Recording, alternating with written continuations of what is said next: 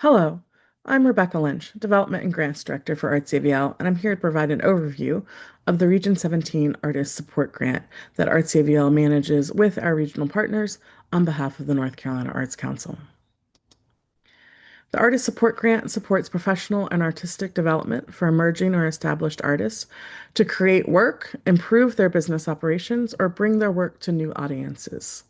This grant is intended to support a broad range of talented artists in the genres of visual arts, performing arts, literary arts, music composition, choreography, and interdisciplinary arts. Grants range from $500 to $1,500. And importantly to note, the deadline to apply is August 17th, 2026 at midnight. The timeline for this grant cycle is that the application opens on July 21st. The deadline is August 17th to apply. Awards are expected to be announced in November, and a final report will be due by January 31st, 2028. Eligibility. Both individual artists and small unincorporated groups of collaborating artists are eligible to apply. Applicants should have lived continuously in Region 17 for at least 1 year before the August 17th application deadline. Region 17 includes Buncombe, Haywood, Henderson, Polk, Rutherford, and Transylvania counties. Artists must be at least 18 years old and a U.S. citizen or permanent resident alien. The application will require proof of residence. Artists who live in more than one region should apply where they spend most of the year. So you must spend majority of a year here in Region 17. All members of a collaborating team must be North Carolina residents, live here in Region 17, and meet all the other eligibility requirements. Artists who are sole proprietors of organizations that have already received funding for fiscal year 27 from the North Carolina Arts Council are ineligible to apply. And past artist support grantees must wait at least 2 years after their award year before becoming eligible to reapply. So if you were a grantee in either 2024-25 or 25-26, the last 2 years, you are ineligible for this cycle. Current board and staff members of the partner organizations and their family members are also ineligible. And importantly, the artist support grant is intended for adult non-student artists. Artists enrolled full-time in undergraduate or associate degree granting programs may not apply.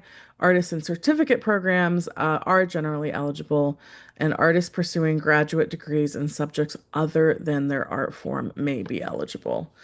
Importantly, the project deadline, the project must be completed by December 31st, 2027.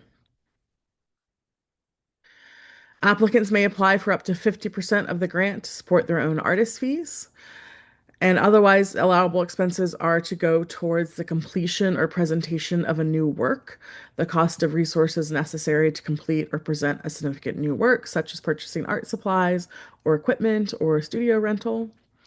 Career promotion, which includes projects aimed at promoting or advertising the artist's work and or demonstrating their skill level, such as a new or updated website, portfolio development,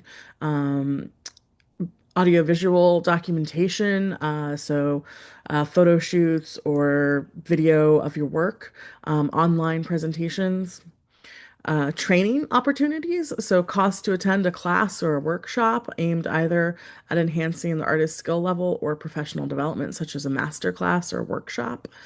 And travel, the cost of transportation, lodging, or food for a training workshop, opportunity, a professional conference, or research for your project. Things that are not eligible with grant funds, which includes scholarships for undergraduate or graduate level education, projects that support or oppose a particular candidate for public office, pro projects that are exclusive to members of a particular religious faith group, nonprofit initiatives, or projects that do not have a direct effect on the applicant's growth as an artist, such as promoting someone else's work. As part of your application, you will be required to submit a budget, including expenses and revenue. For your expenses, we'll be asking you to detail your project expenses, describing what will be paid for with your grant or award and what will be paid for with supplemental funding if your project, if you apply for $1,000 and your project is $5,000, we'll need to know the expenses for that, such as your tuition for a workshop, your travel to get there, materials or resources that you'll need, etc. And then also we'll have you provide the income. So, which could mean other grants that you're seeking, your own personal income, etc., so that we understand that you have whether or not the you're expecting the grant to cover your full project or that there's additional funds that you'll have. In the application, they'll be prompted to make a copy of a Google form where you'll then enter your own information, save it as a PDF, and upload it with your application. This is not a matching grant, so the matching amount is not required. However, we are interested in that. So you may apply for the full amount of your project, provided it is within the funding range of 500 to 1 to $1,500 range. But if additional funds will be necessary, please indicate that as well. Just that goes into the feasibility of the project when we're talking about your application review. And if you are awarded a grant, please note that an itemized budget detailing expenses will be required for your final report. So keep track of those payment records. As part of your application, we do want work samples so that our reviewers can see your work. These will be high quality digital work samples, either links or attachments. The samples must be of your work only. Again, these must be all submitted as part of your online application, no hard copies. It must be recent work, work that's been completed within the past 3 years. We do have a file naming protocol that we want you to follow in order to make the much easier for us to review your work with all the other applications coming in. And then there also, in addition to submitting your work samples, there is an attachment required that is an inventory list, like a legend, that will allow us to match the information for the works with the work samples provided. There is detailed information here and online and in the application about which work samples and what types of captioning and descriptions and information that we want for each of those mediums, including dance and performing arts, music, writing, visual art and craft, and film. There's also limits to those. So for visual artists and craft, up to 5 images of your work, film, one or more completed films with some time limits. So just take an opportunity to look through these detailed instructions before as you're gathering all your materials together in preparation to apply. And please note that due to large file sizes for video and audio work samples, we want those to be links, YouTube, Vimeo, SoundCloud, Dropbox, or Google Drive. Do not upload large MP4 files directly to the application. In terms of how your application will be evaluated, they will be reviewed by a panel of arts professionals with experience in various disciplines. Panelists will score each application based on the following criteria: the artistic merit of the application. And so we're going to be looking to see that the work samples show artistic excellence, that there is originality, inventiveness, and/or cultural significance in the proposed project, as well as a clear commitment to a career as a practicing professional artist. Project feasibility. Is the project proposal clear and well organized, showing preparation and planning? Are the project's goals realistic and achievable within the time frame? Remember, the project must be completed by December 31st, 2027. Does the budget show forethought and consideration? And professional development. Is the project consistent with the application's career stage? And will it be meaningful in expanding or promoting the applicant's artistic career and professional growth? There'll be a 5-point scale used to score each criteria from 1 to 5. And it's important that you're thorough and clear in your responses. Incomplete or unclear responses will make it difficult for panelists to evaluate your proposal and will negatively impact your score. So after the grant deadline, Region 17 lead partner staff will conduct an initial review of all applications for completeness and eligibility. Applications that are incomplete or not eligible will not advance to panel review. The first panel review is made up of discipline-specific panels for each of the key focus areas. Some of the focus areas, such as music and performing arts, may be combined in order to maximize our panelists' time. And so applications will be divided by discipline and shared with the appropriate review panels. They will conduct an individual review using scoring sheet and criteria provided by ArtsAVL. And then these scores are submitted and combined to narrow it down to the finalists. So then there's a second panel review of the finalists.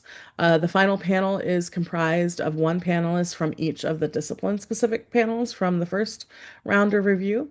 And then this final panel will then review and score, again, all of the finalist applications. And those scores from the final panel will be combined and ranked to determine the final awardees. And please note that in an effort to ensure the equitable distribution, other factors such as location may be taken into consideration. However, the evaluation criteria will remain the primary consideration.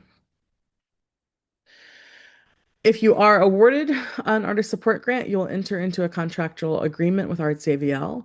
We do want you to keep us informed of your project, especially any changes. The project must be completed by December 31st, 2027, and a final report will be due by January 31st, 2028. Late or missing final reports will make you ineligible to apply for future funding. So make sure that you get back to us on everything that you did with your project.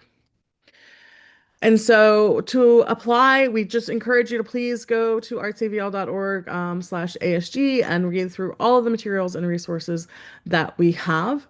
We strongly recommend that you spend time building a draft of your complete application offline in a Word or Google document, including gathering all together your required materials and work samples and attachments. And then when you have everything ready to go, that's when you come go to our website linked here, and you will see the Apply Now button, and you can link to the Google Form application link. And there you will then enter all of your answers, upload all of your required materials when you are fully ready to submit. To do this preparation, a PDF of the application questions is available on the grant website, so you don't even have to click into the form until you are ready to go. There is a quick application checklist. So these are all the things that you're going to need to be gathering: your background information, proof of residency, project description, your artist statement and resume, your project budget, your work samples, that inventory list, that legend to go along with your work samples. We are asking also for a representative image of you as an artist doing your creative practice. So in the event that you're awarded a grant, we have images for media purposes. Also, you can upload optionally letters of recommendations if you feel that will enhance your application. And then if you need help or have specific questions, please email me at rebecca@artsavl.org. No phone calls, please. But please email me well in advance of the August 17th deadline. I am available working hours, Monday through Friday only, so no evenings or weekends. So if you do have questions, please don't wait until the last minute, as I may not be available. As always, we're super excited to see all the applications come in and see the extraordinary amount of talent that we have here in our region and all the projects that y'all are planning to do in the coming year. Thank you again, and look forward to seeing your applications.